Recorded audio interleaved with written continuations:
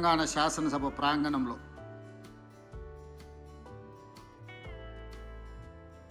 Congress party Shri Rahul Gandhi గారు, శ్రీమతి సోనియా గాంధీ గారు ఇచ్చిన మాట ప్రకారం తెలంగాణ రైతాంగానికి 2 లక్షల రూపాయల రుణమాఫీ చేసి వ్యవసాయం దండుగ కాదు, వ్యవసాయం పండుగ అని నిరూపించడానికి చేస్తున్న ప్రయత్నంలో భాగంగా మలి విడత 1,50,000 రూపాయల వరకు రుణమాఫీ కార్యక్రమాన్ని ఈరోజు ఈ ప్రాంగణంలో మనం ఏర్పాటు చేసుకోవడం జరిగింది. ఈ కార్యక్రమంలో శాసన మండలి చైర్మన్ పెద్దలు సుఖేందర్ రెడ్డి గారు, శాసనసభ స్పీకర్ శ్రీ గడ్డం ప్రసాద్ కుమార్ గారు, ఉప ముఖ్యమంత్రి వర్యులు బట్టి విక్రమార్క గారు, వ్యవసాయ శాఖ మంత్రివర్యులు తుమ్మల నాగేశ్వరరావు గారు, సహచర మంత్రివర్గ సభ్యులు, శాసన మండలి సభ్యులు, శాసనసభ్యులు, ప్రభుత్వ ప్రత్యేక సలహాదారు పెద్దలు కేశవరావు గారు, మీడియా మిత్రులు, వివిధ నియోజకవర్గాల నుంచి ఇక్కడికి విచ్చేసిన రైతాంగానికి అందరికీ కూడా మనస్ఫూర్తిగా ధన్యవాదాలు తెలియజేస్తున్నా. మిత్రులారా, ఈరోజు ఈ కార్యక్రమం మాకందరికీ తెలంగాణలో ఉన్న లక్షలాది మంది రైతుల ఇండ్లలో పండగ జరుగుతుంటే ఈ కార్యక్రమంలో భాగస్వాములు అవ్వడం మా జన్మ ధన్యమైంది అని చెప్పి మా సహచరులందరం మేమందరం భావిస్తున్నాం. ఈరోజు ఈ కార్యక్రమంలో పార్టీలకు అతీతంగా రైతుల యొక్క సంక్షేమాన్ని ఆకాంక్షించే శాసనసభ్యులు సిపిఐ నుంచి, భారతీయ జనతా పార్టీ నుంచి కూడా శాసనసభ్యులు ఇందులో పాల్గొని ఈ కార్యక్రమం పార్టీలకు అతీతంగా రాజకీయ ప్రయోజనం కాదు, రైతు ప్రయోజనమే ముఖ్యమని చెప్పి విజ్ఞత ప్రదర్శించి ఇందులో పాల్గొన్నందుకు వాళ్ళందరిని కూడా మనస్ఫూర్తిగా నేను అభినందిస్తున్నా. ఈరోజు దేశంలో కార్పొరేట్ కంపెనీల యజమానులు వేలాది లక్షలాది కోట్ల రూపాయలు బ్యాంకుల ద్వారా అప్పులు పొంది వ్యాపారాలలో నష్టం వచ్చిందని చెప్పి లేదా తప్పుడు లెక్కలు చూపించి లక్షలాది కోట్ల రూపాయలు బ్యాంకులకు ఎగవేసి ఈ దేశాన్ని వదిలి పారిపోతున్నారు. వాళ్ళు బ్యాంకుల దగ్గర తీసుకుంటున్న అప్పులు ఒక రకంగా బ్యాంకులను మోసగించాలన్న ఉద్దేశంతో తీసుకొని ఆ కంపెనీలు దివాలా తీసినాయని చెప్పి బ్యాంకులను మభ్యపెట్టి దాదాపుగా 14 లక్షల కోట్ల రూపాయలు 10 సంవత్సరాలలో బ్యాంకులకు కార్పొరేట్ వ్యాపార సంస్థలు ఎగవేయడం జరిగింది. కానీ రైతు ఈ దేశంలో ఏ మూలన ఉన్నా, అది హర్యానా కావచ్చు, పంజాబ్ కావచ్చు, లేదా మహారాష్ట్ర కావచ్చు, తెలంగాణ కావచ్చు, తెలంగాణలో నిజామాబాద్ కావచ్చు, మహబూబాబాద్ కావచ్చు, లేకపోతే మహబూబ్ నగర్ కావచ్చు, రైతు 10 మందికి సహాయపడడానికి,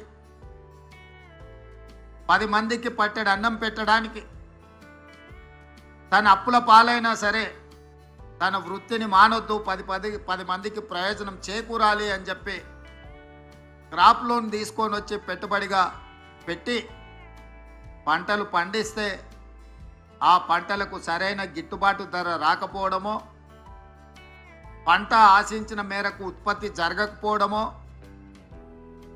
వివిధ కారణాల చేత రైతు నష్టపోయి బ్యాంకులో పన్నులు తెచ్చుకున్న అప్పులు చెల్లించలేక బ్యాంకుల్లో తెచ్చుకోలేని వాళ్ళు ప్రైవేట్ వ్యక్తుల చేత అత్యధిక మిత్తితో తెచ్చుకొని వాళ్లకు చెల్లించలేక అప్పులవాడు ఇంటి ముందుకు వస్తే కుటుంబ సభ్యుల ముందు, భార్య బిడ్డల ముందు ఆత్మగౌరవం దెబ్బతిని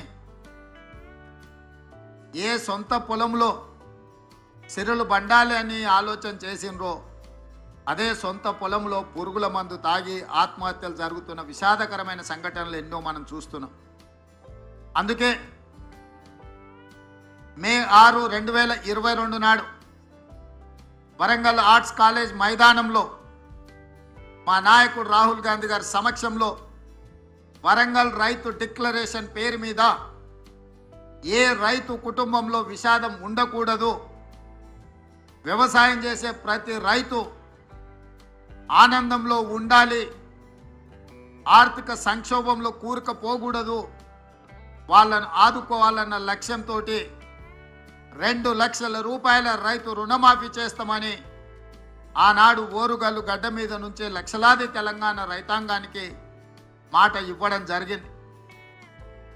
రైతు డిక్లరేషన్లో మేము మాట్లాడిన అంశాలను చాలామంది టీవీల ముందు, పేపర్ల ముందు అవహేళన చేస్తూ ఈ దేశంలో ఎవరూ చేయలేదు, తెలంగాణ రాష్ట్రంలో గత ప్రభుత్వం 2014లో 1 లక్ష రూపాయల రుణమాఫీ చేస్తా అని మొదటి విడత కాదు, 5 సంవత్సరాలు 60 నెలలు 4 విడతల్లో చేసి చివరికి అసలు కంటే మిత్తి ఎక్కువయి రైతుకు ఇచ్చిన 1 లక్ష రూపాయల రుణమాఫీ కూడా మిత్తిలకే సరిపోయి అసలు బకాయి అట్లనే ఉండే విధంగా ఆనాటి పరిస్థితులు. ఆనాడు ధనిక రాష్ట్రానికి నిధుల కొరత లేకపోయినా ఆ రోజు రైతులకు న్యాయం జరగలేదు. మళ్ళీ రెండవసారి కూడా అదే వాగ్దానంతో ముందుకొచ్చి రుణమాఫీ చేస్తాం 1 లక్ష రూపాయలు అని చెప్పి అంచనాలు 19,000 కోట్లకేసి చివరికి 12,000 కోట్ల రూపాయలే రెండవసారి కూడా 4 విడతలలో చెల్లించి 7,000 కోట్ల రూపాయలు మొండి బకాయిలుగా రైతుల నెత్తి మీద అట్లనే వదిలేసి గత ప్రభుత్వము బాధ్యత నుంచి తప్పించుకున్నది. ఏది ఏమైనా 2 విడతలుగా కలిసి 10 సంవత్సరాలు 120 నెలలు కలిపితే కూడా 25,000 కోట్ల రూపాయలు గత ప్రభుత్వం చెల్లించలేకపోయింది. మేము అంచనాలేసి బ్యాంకుల నుంచి వివరాలు తెప్పించుకొని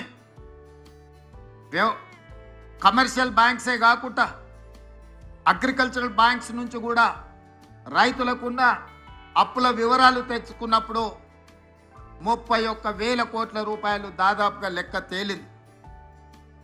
మంత్రివర్గ సమావేశంలో 31,000 కోట్ల రూపాయల రుణమాఫీ చేసి తీర్థమన్నప్పుడు అప్పుల్లో కూరుకుపోయిన తెలంగాణ రాష్ట్రం, ఆర్థిక సంక్షోభాన్ని ఎదుర్కొంటున్న తెలంగాణ రాష్ట్రం ఏ విధంగా ఈ రైతులకు రుణమాఫీ చేస్తారని చెప్పి చాలామంది మాట్లాడడం జరిగింది. కొంతమంది శాపనార్థాలు పెట్టడం జరిగింది. వాళ్ళు చేసిన అప్పులు వాళ్ళకి తెలుసు కాబట్టి వాళ్ళు ఒక నమ్మకంగా ఉన్నారు, ఎట్టి పరిస్థితుల్లో వీళ్ళు చెల్లించరు, ఆగస్టు నెలలో ఏదైతే మాట ఇచ్చిండో మాట తప్పుతాడు అని. నేను మా ఆర్థిక మంత్రి గారు మా అధికారులతో కూలంకషంగా చర్చించి ఇటు వ్యవసాయ శాఖ అధికారులు అటు ఆర్థిక శాఖ అధికారులను అందరినీ కూర్చోబెట్టి ఎట్టి పరిస్థితుల్లో రుణమాఫీ జరిగి తీరవలసిందే, దీంట్లో ముందుకు వెళ్ళవలసిందే, ఈ సంక్షోభాన్ని ఈ సమస్యను పరిష్కరించాల్సిందే అని చెప్పి ఖచ్చితంగా కూర్చొని ప్రణాళికలు రచించి అన్ని రకాలుగా నిధుల సమీకరణ చేసి ఈనాడు 2వ విడత 6,198 కోట్లు దాదాపుగా 6,40,000 మంది పైచిలకు రైతు కుటుంబాలకు ఈరోజు చెల్లిస్తున్నాము. మొదటి విడతలో 6,098 కోట్లు దాదాపుగా 11.5 లక్షల రైతు కుటుంబాలకు లాభం జరిగితే ఈరోజు దాదాపుగా 6,198 కోట్లు 6.5 లక్షల రైతు కుటుంబాలకు మేలు జరుగుతుంది 2వ విడతల అని చెప్పి నేను గర్వంగా ఈ వేదిక మీద నుంచి తెలంగాణ రైతాంగానికి విజ్ఞప్తి చేస్తున్నా. ఇది మా చిత్తశుద్ధి, ఇది మా పరిపాలన దక్షత. కాంగ్రెస్ పార్టీ గురించి ఒక మాటలో చెప్పాలి అని అంటే పండిత్ జవహర్లాల్ నెహ్రూ గారి నుంచి మొదలు పెడితే లాల్ బహదూర్ శాస్త్రి వరకు దేశ భద్రత, ఆహార భద్రతకు అత్యంత ప్రాధాన్యత ఇచ్చినాం. అందుకే ఆనాడు జై జవాన్ జై కిసాన్ అనే నినాదంతో కాంగ్రెస్ పార్టీ ప్రజల దగ్గరికి వెళ్ళింది. జవహర్లాల్ నెహ్రూ గారు హరిత విప్లవాన్ని తీసుకొస్తే లాల్ బహదూర్ శాస్త్రి గారు ఆహార భద్రతకు సంబంధించిన నిర్ణయాలు తీసుకున్నారు. ఆనాడు బాక్రానంగల్ డ్యామ్ నుంచి మొదలు పెడితే ఈనాడు నల్గొండ జిల్లాలో ఉన్న నాగార్జున సాగర్ వరకు ఆనాడు పండిత్ జవహర్లాల్ నెహ్రూ గారు ప్రధానమంత్రిగా తొలినాళ్లలోనే వ్యవసాయ రైతుల యొక్క కష్టాలను గుర్తించి బీడులుగా మారి ఎడారులుగా ఉన్న ఈ దేశాన్ని పచ్చని పైరులతో తీర్చిదిద్దాలి అని చెప్పి సాగునీటి ప్రాజెక్టులను నిర్మించి రైతులను ఆదుకోవడం జరిగింది. వారి వారసులుగా శ్రీమతి ఇందిరాగాంధీ గారు పేదలకు అప్పు పుట్టాలి అని అంటే పెద్ద పెద్ద వ్యక్తుల దగ్గర అప్పులు తెచ్చి బానిసలుగా మారుతుంటే బ్యాంకుల పేరు మీద ప్రైవేటు వ్యక్తుల చేతుల్లో ఆర్థిక వ్యవస్థ మొత్తం బందీ అయి ఉంటే బ్యాంకులను జాతీయీకరణ చేసి పేద రైతాంగానికి తక్కువ వడ్డీలతో రుణాలు ఇచ్చే విధంగా శ్రీమతి ఇందిరాగాంధీ గారు బ్యాంకుల జాతీయీకరణ చేసింది. ఆ తర్వాత అధికారంలోకి వచ్చిన కాంగ్రెస్ పార్టీ శ్రీమతి సోనియా గాంధీ గారు, శ్రీ మన్మోహన్ సింగ్ గారు ఆహార భద్రత చట్టాన్ని తీసుకొచ్చి ప్రతి పేదవాడి ఆకలి తీర్చాలి, రైతులకు ఉన్న అప్పులను తీర్చాలి అన్న ఆలోచనతోని 72,000 కోట్ల రూపాయలు ఏక మొత్తంలో ఈ దేశంలో రైతు రుణమాఫీ చేయడం ద్వారా రైతాంగం పట్ల కాంగ్రెస్ పార్టీకి ఉన్న చిత్తశుద్ధిని వారు నిరూపించుకున్నారు. ఈరోజు ఈ వేదిక మీద నుంచి నేను గర్వంగా చెప్తున్నా, ఈ దేశ ప్రజలకు ఆహార భద్రత చట్టాన్ని తెచ్చింది కాంగ్రెస్ పార్టీ, విత్తన సబ్సిడీ ఇచ్చింది కాంగ్రెస్ పార్టీ, ఎరువుల సబ్సిడీ ఇచ్చింది కాంగ్రెస్ పార్టీ, వ్యవసాయ పనిముట్లకు సబ్సిడీ ఇచ్చింది కాంగ్రెస్ పార్టీ, ఉచిత కరెంట్ ఇచ్చింది కాంగ్రెస్ పార్టీ, రైతు రుణమాఫీ చేసింది కాంగ్రెస్ పార్టీ, రైతు బీమా పంటల బీమా తీసుకొచ్చింది కాంగ్రెస్ పార్టీ, రైతులు పండించిన పంటకు కనీస మద్దతు ద్వారా చట్టబద్ధత చేసి ఇవాళ రైతులను దళారులు మోసగించకుండా పండించిన పంటకు గిట్టుబాటు ధర ఇచ్చే చట్టాలను తీసుకొచ్చింది కాంగ్రెస్ పార్టీ.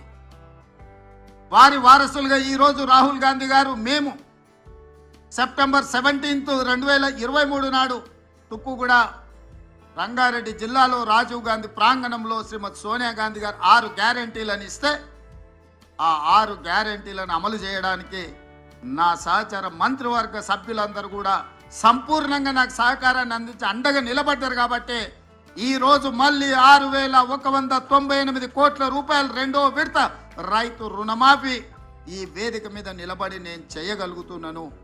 ఇది మా చిత్తశుద్ధి. మా చిత్తశుద్ధిని ఎవరు శంకించలేరు, మా ప్రణాళికల్ని ఎవరు ప్రశ్నించలేరు. అందుకే ఈరోజు ఇంత మంచి కార్యక్రమాన్ని ఆలస్యం చేయొద్దు. 2 వారాలు కూడా పూర్తి కాలే. జూలై 18, 2024 నాడు మొదటి విడత 1,00,000 రూపాయల వరకు ఉన్న వాళ్ళకి అందరికీ మొదటి విడతలో వాళ్లకు అప్పులు చెల్లించి ఇప్పుడు 0 నుంచి 1,50,000 వరకు ఉన్న రైతులందరికీ ఇవాళ ఈ గంటలో మనం వాళ్ళ రుణాలను మాఫీ చేస్తున్నాం.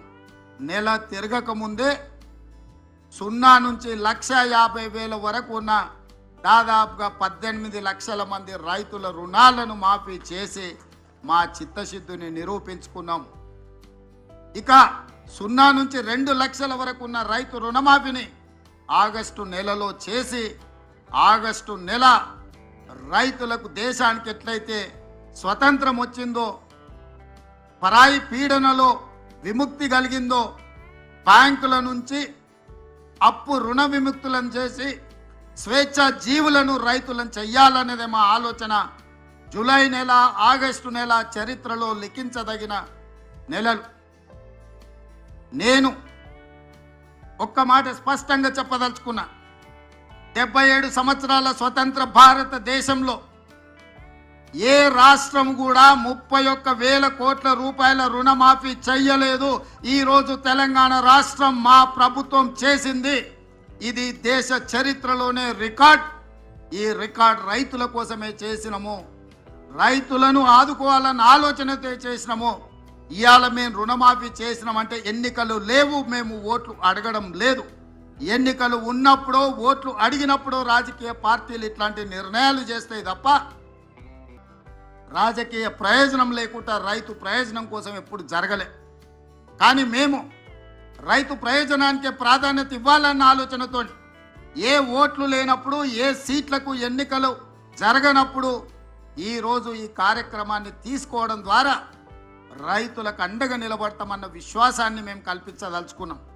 బ్యాంకర్స్ కూడా ఒక మాట, కార్పొరేట్ కంపెనీలు అప్పులు చేస్తే మొండి బకాయిలుగా మారితే చెల్లిస్తాం, వన్ టైం సెటిల్మెంట్ చేయండి అని అప్పు 10 లక్షలు ఉంటే దాన్ని 3 లక్షలకే తగ్గించుకొని కుదించుకొని అప్పులు చెల్లిస్తుంటారు.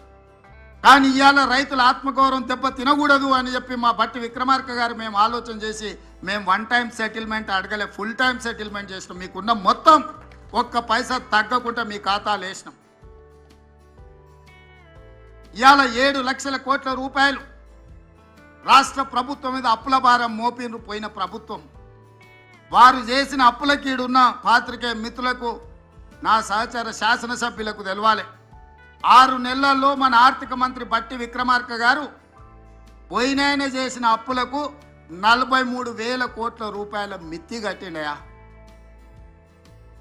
ఆయన చేసిపోయిన అప్పులకు తెలంగాణ రాష్ట్రాన్ని ఆయన తాకట్టు పెడితే ఆ తాకట్టును ఇడిపించడానికి ఈరోజు 6 నెలలలో బట్టి విక్రమార్క గారు పెన్షన్లు ఇచ్చిండు, ఫీజు రియంబర్స్మెంట్ చేసిండు, ఆర్టీసీ బస్సు ఆడబిడ్డలకు ఉచిత ప్రయాణం ఇచ్చిండు, రాజీవ్ ఆరోగ్యశ్రీ అమలు చేసిండు, 200 యూనిట్లు ఉచిత కరెంటు అందుబాటులోకి తీసుకొచ్చిండు, ఇందిరమ్మ ఇండ్లు కట్టడానికి అనుమతులు ఇచ్చిండు. ఇన్ని ఇచ్చి ప్రతి నెల 1వ తారీఖు నాడు ప్రభుత్వంలో పనిచేసే ఉద్యోగులకు 1వ తారీఖు నాడు ప్రతి నెల 5,000 కోట్ల రూపాయల జీత భత్యాలు చెల్లిస్తున్నాడు. ప్రభుత్వానికి పనిచేసి రిటైర్ అయిన ఉద్యోగస్తులకు పెన్షన్లు 1వ తారీఖు నాడు చెల్లిస్తున్నాడు. అంగన్వాడీ నుంచి ఆశా వర్కర్ల వరకు ఈ ప్రభుత్వం మీద విశ్వాసం కలిగేటట్టు ప్రతి నెల 1వ వారంలోనే వాళ్ళ జీత భత్యాలు చెల్లిస్తూ ఇన్ని కార్యక్రమాలను ఆగకుండా చూసుకుంటూ ప్రతి సమస్యను పరిష్కరించుకుంటూ ఒక్కొక్కటిగా అధిగమించుకుంటూ పోయినాయన చేసిన అప్పు 6 నెలల్లో 43,000 కోట్ల రూపాయలు చెల్లించి ఈనాడు రైతుల కోసం దాదాపుగా 12,500 కోట్ల రూపాయలు సరిగ్గా 12 రోజుల్లోనే చెల్లించి మా నిబద్ధతను నిరూపించండు. మా ఆర్థిక మంత్రి గారిని, వారికి సహకరిస్తున్న వారి సిబ్బందిని మనస్ఫూర్తిగా నేను అభినందిస్తున్నా. వారందరూ సహకరించడం వల్లనే ఇంత గొప్ప కార్యక్రమం చేసే అవకాశం నాకు దక్కింది. అందుకే మిత్రులారా, ఇది ఒక గొప్ప కార్యక్రమం, జీవితకాలం మనకు గుర్తుండిపోయే ఒక తీపి జ్ఞాపకం.